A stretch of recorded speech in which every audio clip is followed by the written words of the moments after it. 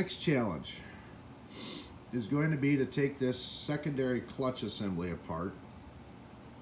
And the reason I'm doing this is because I'm not using this. I'm buying a Comet clutch setup for that blue engine that's sitting over there.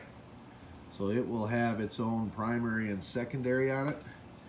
And on the secondary, it'll have a drive cog for a chain. Now, some snowmobiles have on this secondary assembly, your engine would be sitting back here and it would be driving this clutch assembly. Some snowmobiles, this jack shaft goes all the way across the machine to the other side where there's another mounting, like a pillow block bearing, and there's a brake or something, a brake caliper and disc and rotor and everything like that over on this side. This sled doesn't have that. All this sled has is just this assembly sitting in free space.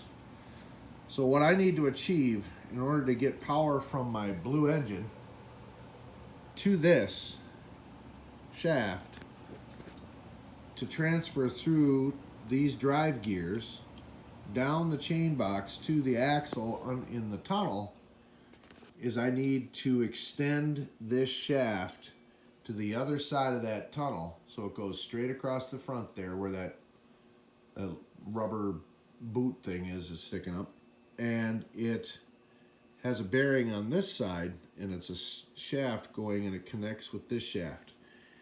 I'm keeping this half because, believe it or not, that is my brake. On the gearbox assembly over there, there is a brake shoe that rides on the inside of this sheave of the secondary. So you squeeze the brake lever and that brake shoe pushes up against the inside of here and acts like a brake. I want to retain that because I want this thing to have brakes. In order to do that, and in order to get power from the engine to this gear system and everything else associated with that, there's a chain that goes around here and it goes down to the axle. In order to make that happen, I have to extend this shaft. In order to extend this shaft, this half of the clutch assembly has to come off.